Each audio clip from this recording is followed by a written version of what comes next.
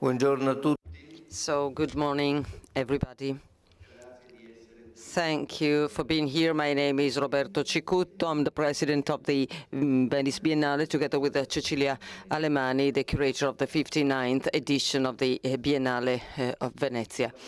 This exhibition comes after a delay of 1 year. We all know the reason why.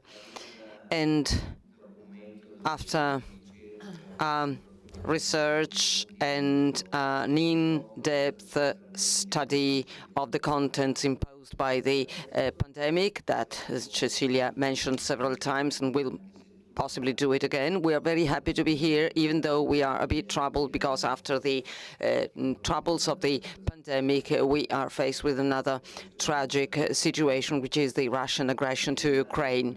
The Biennale is coordinated by Cecilia, but also by all the directors of the Biennale in autumn 2020. Throughout the pandemic, the disquiet muses, well, the Biennale is in history, and it has always been able to sort it out and to face the emergencies and the contingencies, sometimes even by making a step back, because there were moments when the artists and the cinema artists decided that it would be better not to have the Biennale. Other times, just like during the coup d'etat in Chile in 1973, when the city was invaded with murales and graffitis to protest against the aggression. Talking about Ukraine, sometimes it's a bit complicated. I would like to point out, to clarify the reasons why the Russian pavilion is closed. The curator and the two artists, they sort of dismissed, they sort of resigned after the aggression. They said they couldn't do their job. And then the official communication by commissioner also arrived, and she said that the pavilion would be closed. So it's closed because that was communicated well before the political position of Italy and of the other European countries was clear through the sanctions, and the Biennale, of course, follows that. But we did all that we could in order to keep the Ukrainian pavilion open. To have it open, we worked with the artists, the curators, the commissioner, were all present, and together with the possibility of being here with the pavilion, the curator Cecilia, with the artists and the others, they imagined a Piazza Ucraina, a dedicated area at the Giardini. There's an installation representing at the center the protection measures of works of art with sandbags surrounding the works. Well, the Ukrainian artists who were not present at this Biennale were invited to send their works in the form of poster that you will find in the dedicated space. At 1 p.m., the curator Elisabetta Herman, Marian Lankon, and Boris Filonenko, curators of the Ukrainian Pavilion, together with Mrs. Chilieva and Mr. Mako, will have a press conference in this room. We have some additional information that we would like to give you before giving the floor to Cecilia. There are 80 countries participating. 5 countries had already participated in a common pavilion, Central Asian Pavilion. Now they have their own pavilion. Cameroon, Republic of Namibia, Nepal, Oman Sultanate, and Uganda. 3 other countries have their own pavilion for the first time: Kazakhstan Republic, Kyrgyzstan Republic, and Uzbekistan Republic. The Italian pavilion at the Tese delle Vergini, whose curator is Eugenio Viola, and Gianmaria Tosatti is the artist. It is supported by the General Direction Art and Architecture of the European Ministry of Culture. Biennale, already in 2020 with the exhibition on cinema, Biennale has started a quite accurate path to reach the carbon neutrality. It's a very important goal that we set since the very beginning, and for 2022 we fixed the goal of having the carbon neutrality certification also for the ongoing Biennale art exhibition. This will be also for the music and theater and dance Biennale, and then there will be compensations for the subjects that follow these directions and these guidelines. And since this year, all the energy that is used for all the events of the Biennale will be supplied by sustainable green sources. As you all know, the Biennale, even in the most difficult moments of the pandemic, the Biennale has always been supported by sponsors and donors. They never abandon us. They always confirm their presence. And even this year, they are here.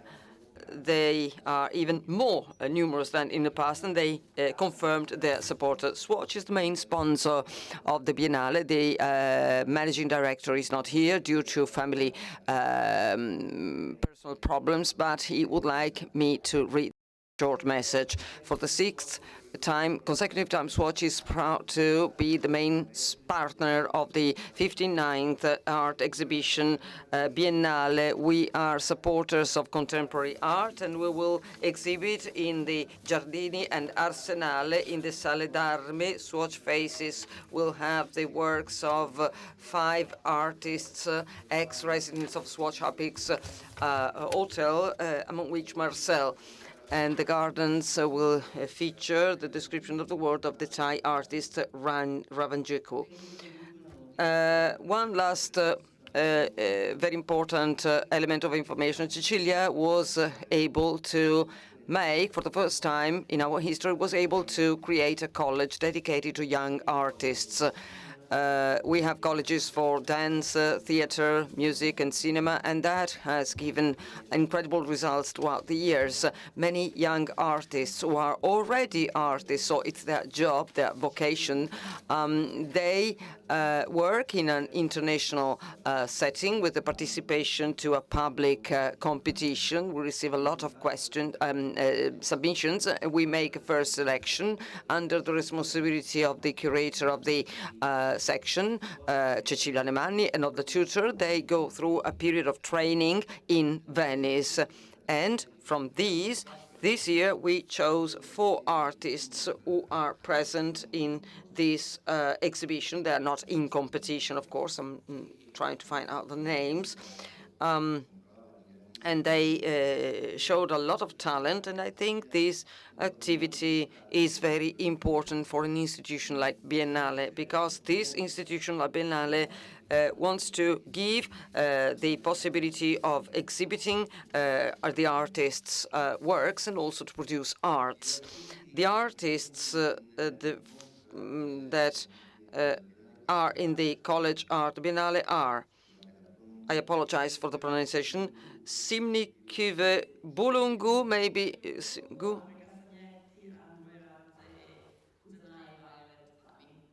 Here are the names perfectly pronounced. Hopefully you will appreciate them. There are 2 more initiatives that involve the curator. That is the collaboration with the Victoria and Albert Museum in the pavilion dedicated to applied arts, and the special projects that the Biennale has been carrying out for many years in Forte Marghera. And this year in Forte Marghera, there's an artist, Sofia Almaria, and that's an important initiative for the Biennale that tries to attract a new public, even in the mainland. For example, with the historical archives of the contemporary arts, an installation that is in Forte Marghera that is an immersion, and Damiano Micheletto a theater director tried to make the public rediscover some touches that we are seldom using in this digital era, namely the sight, the hearing, and the touch. So it's a very interesting experience as well. Let me also mention the other sponsors, that is Illy Cafes, the main sponsor, Bloomberg Philanthropies and Vela Venezia Ulica. We also thank media partner Radio Televisione Italiana and Hamilton, and a warm thank also to all those donors who supported the Biennale of Art. Thank you, and the floor is given to Cecilia. Cecilia, ovviamente. I apologize, sorry. Of course, we also have the local authorities, the Ministry of Culture, the Veneto region, and many other institutions that support us, and I would like to point them out. So the Ministry of Culture, the institutions of the territory supporting La Biennale, the City of Venice, the Veneto region, Soprintendenza Archeologia, Belle Arti Paesaggio for Venezia and Laguna, and the Italian Navy. Thank you again. Buongiorno a tutti e grazie Presidente. Good morning, everybody, and thank you, President, for your kind introduction. A warm welcome to all journalists in the room and to their colleagues from Venetian institutions and the Biennale. I will be very short today because I'm sorry if I will cough because I'm not very well. I do not have COVID, but after many weeks in the cold weather in the Arsenale, I've got a cold. I will be short because there are so many works on show, and we have more than 1,500 works by 213 artists, and they are accompanied by 100,000 words in the captions.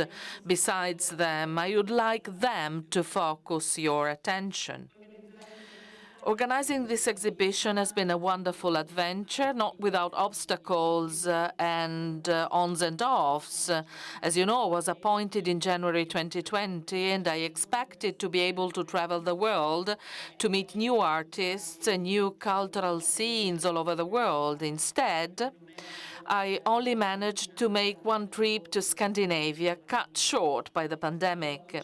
I conceived and developed this exhibition within the walls of my flat in New York, spending months and months on Zoom meeting artists from all over the world, knowing them, giving up the possibility of being physically in their studios.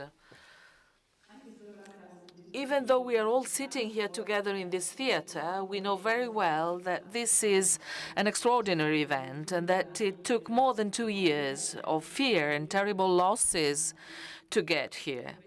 This is why it is not an exaggeration to say that this exhibition is something miraculous.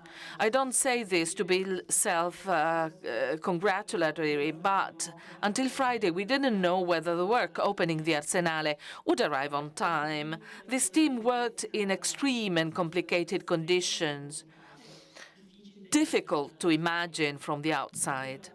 In order to understand the magnitude of this historic event, I would like to recall that the last time the Biennale was forced to postpone its edition or cancel an edition was in 1944, during the Second World War. A fact that reminds us that we are still living in an extraordinary historical moment, that this appearance of normality, we all know, has been achieved with enormous efforts, working in an absolutely complicated condition, at a unique historical juncture, and at a time that gives the international character of the Biennale a sense of necessity and responsibility that is more than ever fundamental. For this reason, I would like to start by thanking all the artists, the supporters, the curatorial team and the extraordinary team of the Biennale who invented solutions and solved problems with a creativity and precision that has made the Venice Biennale really legendary, knowing that we would never have been able to realize this exhibition without their participation and commitment. I would like to thank President Cicutto first, with whom I had the pleasure of working for 2 years very often through Zoom meetings, but also in person. It was a great collaboration. I thank you for the support and the enthusiasm we shared. I would also like to thank President Paolo Baratta, who appointed me more than 2 years ago, and whose presence and imprint is very strong in the Biennale. The general manager, Andrea Del Mercato, able to solve the most difficult situations we have to face.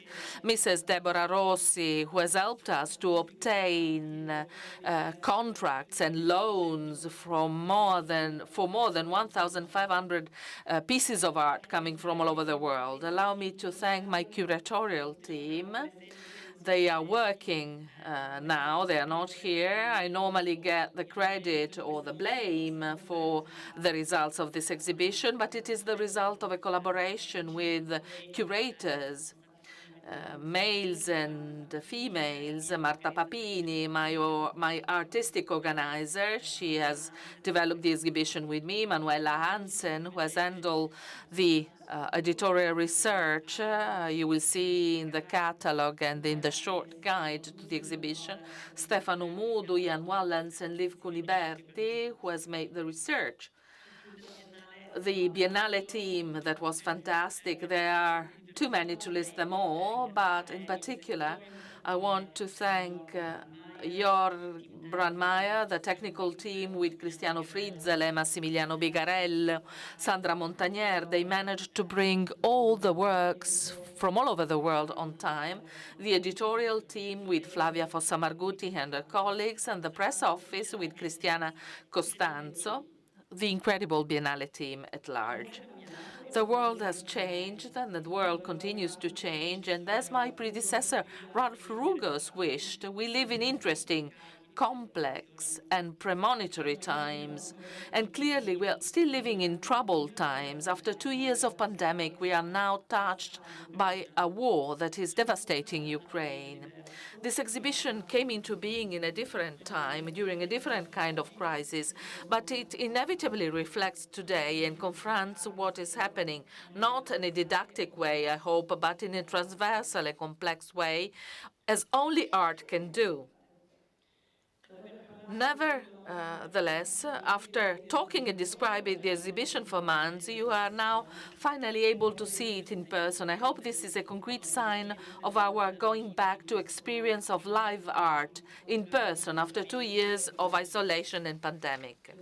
I must confess that I'm very excited because, as I was saying, the whole experience of executing the exhibition was done virtually, months and months spent in front of the computer.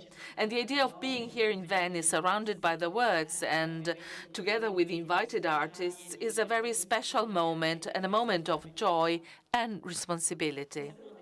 Perhaps one of the aspects I recognized most about the exhibition, now that I can see it in person and I can see it with my own eyes, and which is clearly a result of the pandemic, is that it is an extremely physical exhibition, full of artworks as real material objects, looking at art as something concrete, requiring the presence of the viewers. Perhaps this is the result of having conceived an exhibition remotely, without being able to visit the studios, without being able to travel, studying and experiencing art through the mediation of a screen. What I really missed was the experience of being in front of art, being able to feel it, to sense it, to smell it, to go round it, to touch it, doing so together with my friends, with colleagues and other people. The exhibition is entitled The Make of Dreams, a title borrowed from a children's storybook by surrealist artist Leonora Carrington. In this book, the artist describes a magical world in which life is constantly reinvented through the prism of imagination, and in which one is allowed to change, transform, and become other than oneself. The exhibition, The Make of Dreams, chooses Carrington's fantastic creatures, along with many other figures of transformation, as companions on an imaginary journey through the metamorphosis of bodies and definitions of the human.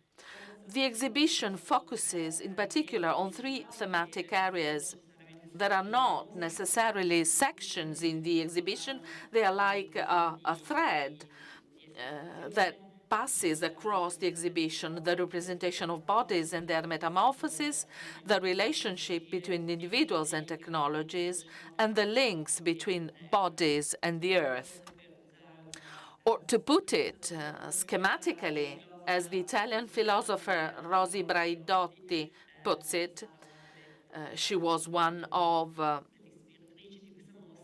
the sources of inspiration for this exhibition, the end of the central role of man, becoming a machine and becoming earth. The exhibition is rooted in post-human thought. Many contemporary artists are imagining a post-human condition, questioning the universal and purely Western figure of the human being, in particular the idea of the man of reason at the center and as a measure of the world, to which they contrast alliances between different species, disobedient and fantastic bodies, permeable and hybrid beings. This is one of the reasons why the exhibition includes a large majority of female artists, gender non-conforming subjects, a choice that reflects an international scene of great creative ferment of artists who are challenging the figure of man as the focus of the universe. The second theme, the relationship with technologies. Today, the world appears to be divided between technological optimism, promising the endless refinement of the human body through science, medicines, and technical development, and the specter of a total takeover, total automation and artificial intelligence. This fracture has been further exacerbated by the pandemic, when we realize that our bodies are very fragile and mortal, and in the moment of need, when you need emotional relations and affection, the only way to keep in contact with the other was through a screen and through electronic devices and equipment we bring in our pockets. In a certain sense, technology both brought us closer and separated us. Finally, many artists are creating works that remind us that we are rather part of a system of symbiotic dependencies that bind us to one another, to other species, and to the whole planet. In this situation, there are many artists portraying the end of anthropocentrism, celebrating a new communion with the non-human, with the animal and the earth, enhancing a sense of affinity between species and between the organic and the inorganic, the animate and the inanimate. These themes tell us about concerns that have been in the art of the artist for hundreds of years, but which have become even more relevant in recent months. They are issues that speak to us about the present, concerns that touch us closely. They are part of our lives. They are not just speculations. The Milk of Dreams will develop in the spaces of the central pavilion in the Giardini, in the Corterie, the Artiglierie, and the outdoor spaces of the Arsenale di Gaggiandre and the Giardino delle Vergini. The exhibition has been developed around 5 mini exhibitions, the historical capsules, time capsules, small exhibitions you will find in the Central Pavilion and in the Arsenale, 3 in the Central Pavilion and 2 in the Arsenale. They have a constellation of works of art, artifacts and documents, mainly from the 20th century, that have been grouped in thematic categories that are in line with the themes of the exhibition. One capsule deals with the idea of metamorphosis, the other deals with the idea of cyborg, or half man, half machine organism, or the body as a vessel. they are set up in a way that is totally different from the rest of the exhibition. When you get in, you will find yourself in a room with one or two artists normally. In the capsules, you will find 30, 40 artists, and they have a totally different setup. Some of them have carpets, they have windows and wallpaper. The lights are different. We played with colors to emphasize to put emphasis on the idea that they are different worlds. I was interested in organizing these presentations for a number of reasons. First of all, because we have to think of the Biennale not as an exclusively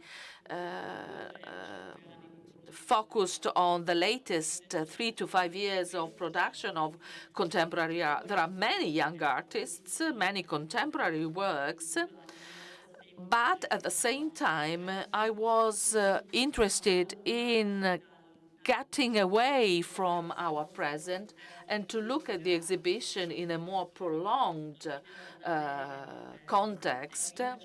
The Biennale has been here for more than 127 years. I wanted to look back at the different messages, at the different exhibitions that were organized before, trying to see what had been exhibited and what had not been exhibited. Many of these capsules tell us about histories and narrations in the history of art that were considered that were neglected, cancelled for different reasons, which is why the exhibition is a transhistorical exhibition, putting together the past and the present. I hope I can create an in-tune sound between these historical capsules and the works that surround them without necessarily forcing or imposing my point of view, saying that a painting by Cristina Quaerele is influenced by Leonora Carrington, but rather giving the viewer the tools to create these connections, to see that very often methods and techniques repeat in the history of art, and thus creating a time arch that is very important. The Milk of Dreams includes 213 artists coming from 58 nations, a very high number of participants. If compared with the past, it might seem paradoxical, considering that my research was carried out from my room in New York. But I made an effort with the people who supported me to try and expand as much as possible my research. More than 180 artists have never participated in international art exhibition before. There will be roughly 80 new productions. Some of them are very large. You will see them. Perhaps you have seen them already. Site-specific works by Barbara Kruger, Delcy Morelos, Capuani Kiwanga, and Gabriel Chaili, and many others. 26 Italian artists, males and females. As the president was saying, we are glad we can continue our collaboration with the Victoria and Albert Museum that will inaugurate today with the Qatari American artist Sofia Almaria, who has shot a new film inspired by the Victoria and Albert Museum's collection of automata, small robots. She found a very interesting one, the Tipu tiger, an automaton created in the 18th century for an Indian sultan, which depicts a tiger mauling a British soldier. She has built around it a nice movie. In Forte Marghera, we have the Italian artist Elisa Giardina Papa with a beautiful video installation at the Corderie. And finally, I would like to mention our collaboration for the setup with the Italian designer team Forma Fantasma. made by Andrea Trimarchi, Simone Farnesin, and Andrea Milanese, who have helped us to set up the exhibition, in particular the capsules, the time capsules. They work on specific details of windows and specific setups. The graphic identity you see at my back was conceived by a British team, A Practice for Everyday Life, Emma Thomas and Kirsty Carter. We got our inspiration from the details of some works in exhibition, details of eyes that you will see in the whole city, but also on the cover of the catalog and of the short guide. And the catalog you see here on the table, we are very proud of this edition of this product. We have had more time as against the past. I hope you will have a chance to look at it, to turn its pages, because it has in-depth essays on each artist, many critical texts, original critics. Each historic capsule is introduced by Jennifer Higgy and other, Christina Sharp and other critics, but we also have important essays by Rosi Braidotti, Marina Warner, Mel Wai Chen, Jack Halberstam, and Chiara Valerio. I will conclude by telling you about our next meeting that will be in June. We will have the meetings on art, a number of conversations and discussions that will be held in this theater, I think, that will bring together scholars, curators, writers, thinkers to discuss topics such as the metamorphosis of the body and humanity, the post-human turn, our relationship to the earth and technologies, surrealism, spiritualism, magic, indigenous epistemologies, narrative writing, and feminisms. I thank you all for the attention, and I pass the floor again to President Cicutto.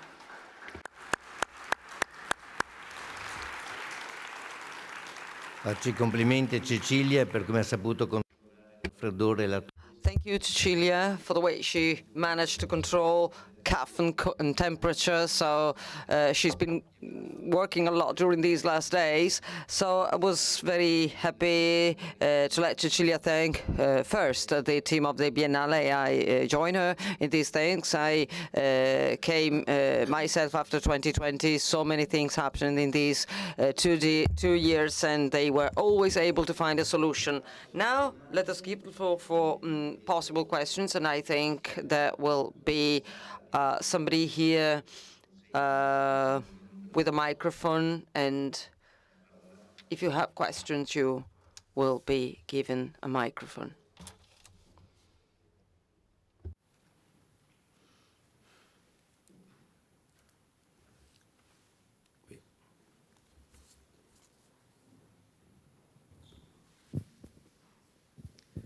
Hello, I'm Isabel from the Daily Public, Lisbon. I will ask Cecilia Alemani to elaborate a little bit more about the time capsule. You mentioned Paulo Rego in your first intervention in the last conference. Is it Paulo Rego room a time capsule, or is another concept? Can you explain a bit? Traduco velocemente in italiano la domanda. Ah, ok. Ah, forse gli italiani non hanno la cuffia. Di approfondire le capsule e se Paola Rego è in una capsula. No. Yes, Paula Rego is not in a capsule. She's a very important artist coming from Portugal. She has lived for a long time in London. She's the central pavilion, but that is not a capsule, a time capsule. You know, capsules in this time might be quite tricky because Paula Rego is exhibited in a beautiful blue painted room, so we also used colors outside the capsules, but Paula Rego has got her own room, a very important one in my exhibition. She's a very important artist, and for decades she's been dealing with very unpopular themes like the right to abortion or the rights to freedom of speech, freedom of press. So she's in a room with very important loans and sculptures that you can seldom see elsewhere. And so this also introduces the theme about the body metamorphosis in the main pavilion. But you know, in a capsule there are a lot of artists. So in the pavilion you have the yellow one underground, and then you have another one on the programmed art, which is metallic, and the light blue on writing and language. These are the capsules, but not for these artists anyway.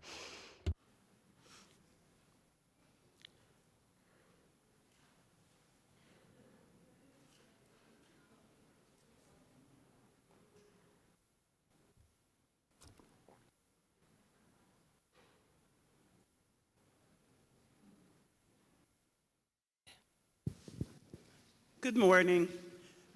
We are coming in from Chicago, Illinois, and I know in reading the curatorial statement, having more women represented was very important to you, and having Simone Lee be the first African-American woman to ever curate her pavilions. I wanted you to talk about a little bit about that. Sì. La domanda era l'importanza di avere ovviamente tante donne, artiste donne in mostra, come per esempio Simone Lee che apre la mia mostra, ma è anche l'artista scelta per il padiglione americano. Sì, ovviamente la mostra. Of course, the exhibition has a majority of female artists. That was not necessarily a choice made on purpose. That was the result of a process, just like the whole organization of this exhibition that has been widened and then restricted. You know, I have been working with a lot of artists, and I think one of the most talented artists in the world are women. Nowadays, I also think that there is a need to also look at the recent history of the Biennale and look at the representation of female artists in the past, which has never been based on equity, unfortunately, but I'm not so interested in numbers. What I wish is that this exhibition can be seen as a milk of dreams, actually, with this title, and then you can also discover that you can have an exhibition with a majority of female artists going on the opposite side towards the compared with the previous year's exhibition. Simone Lee is an artist that I appreciate very much. I worked with her on the Eye Line in New York, where I usually work. I have my main activity, and I started to think of this exhibition at the beginning of 2020 with these two images. The brick house image is at the beginning of the Corderie, and the image of the Caterina Fricci's elephant at the main pavilion. I have always wanted to make these two works come here and set them here. You know, it was very complicated to take them here and to set them up here. They were I think they were set up within 1 hour distance, one from another, on Saturday. So I'm very, very happy that Simone has got her space both in my exhibition and also in the American Pavilion. And finally that happened. And that is what we have been waiting for a long time. That is finally true.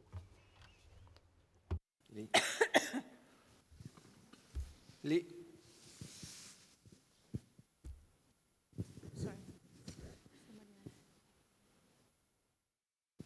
Buongiorno, mi chiamo Antonio Geo. Good morning. My name is Roberto. My question is very simple. Which are your success parameters or benchmark for this exhibition?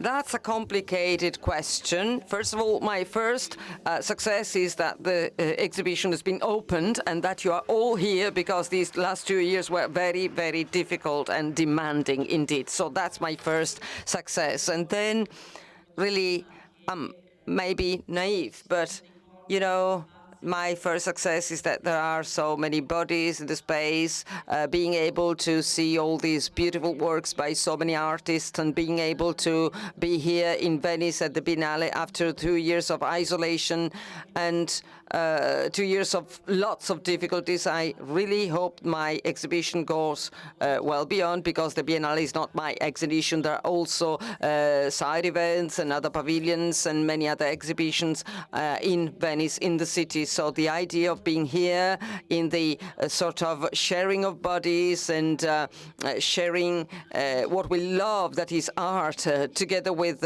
friends, colleagues, and also people we don't know. So being able to share this experience, this common experience, and being here and being with the works of art, with your body, that is the greatest success to me.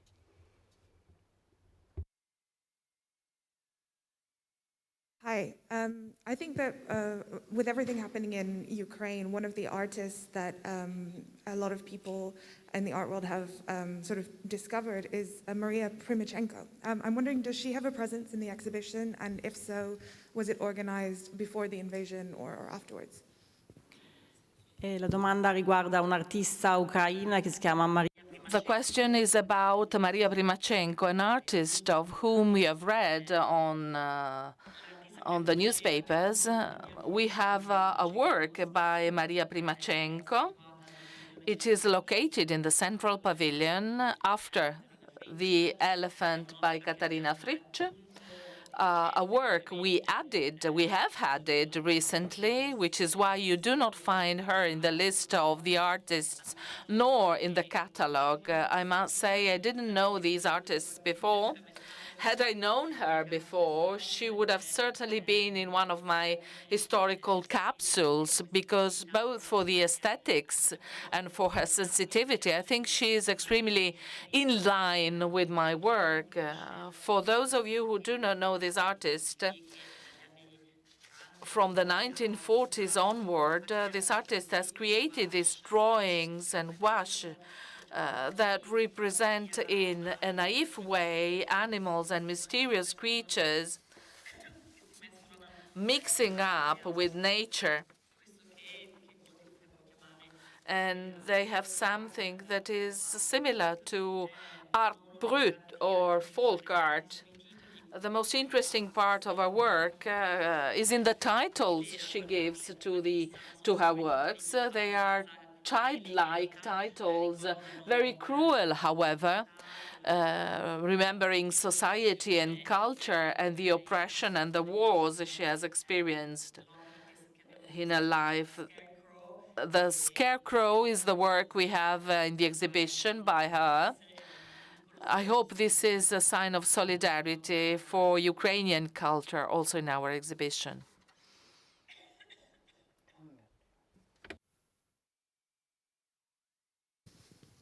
Thank you for a great show.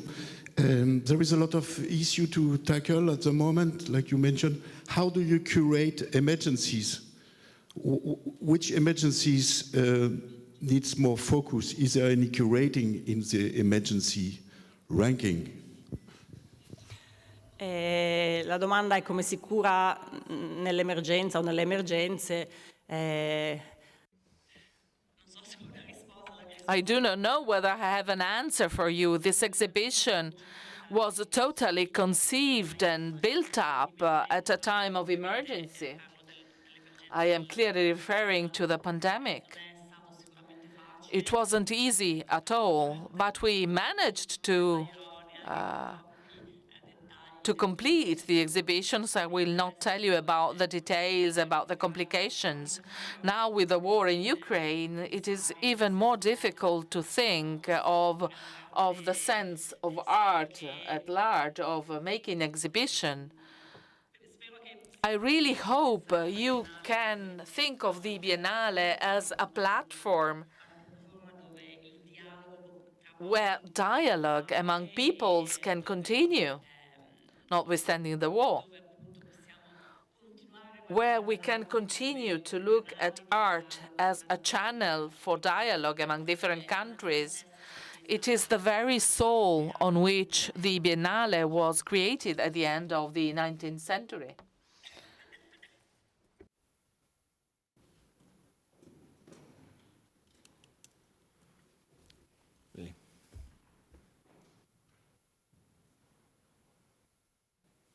this year was, declared by United Nations as International Glass Year.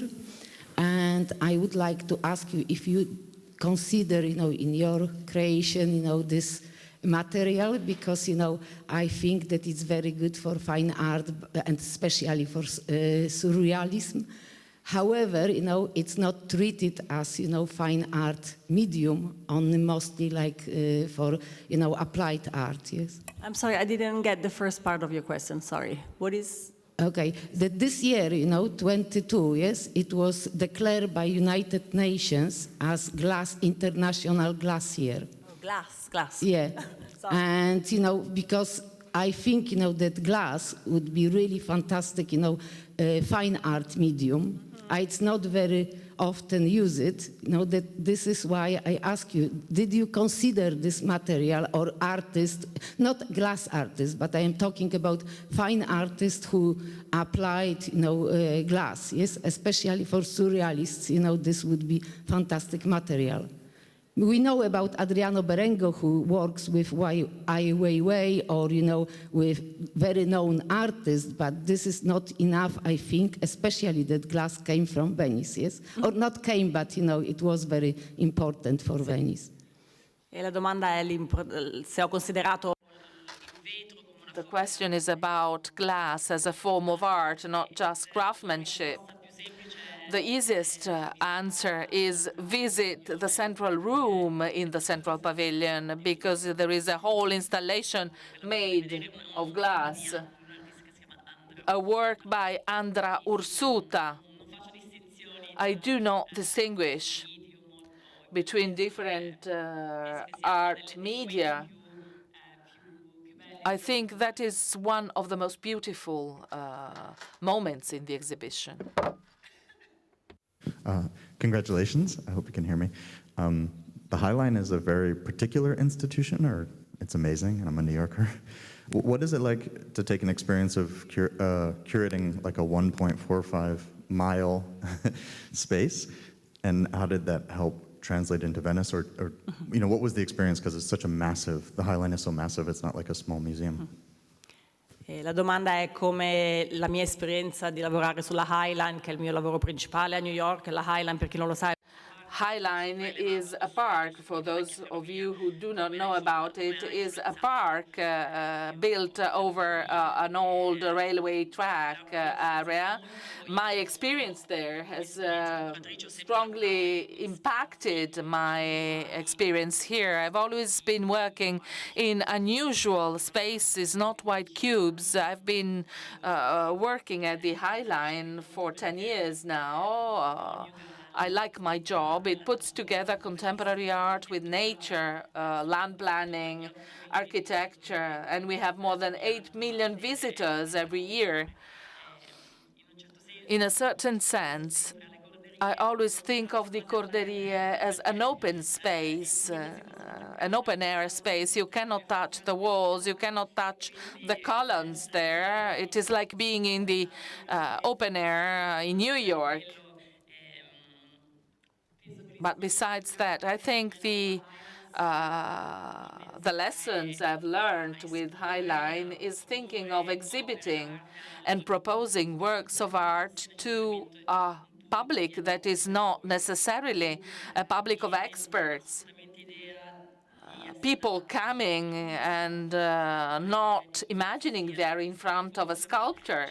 People who do not know who is the artist they are meeting, they're seeing.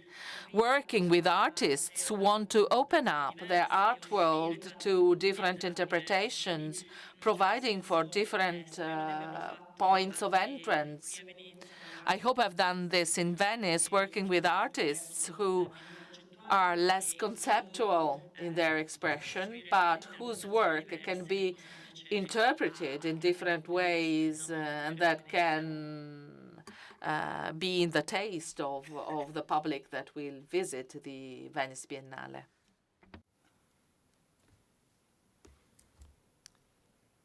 Se non ci sono domande.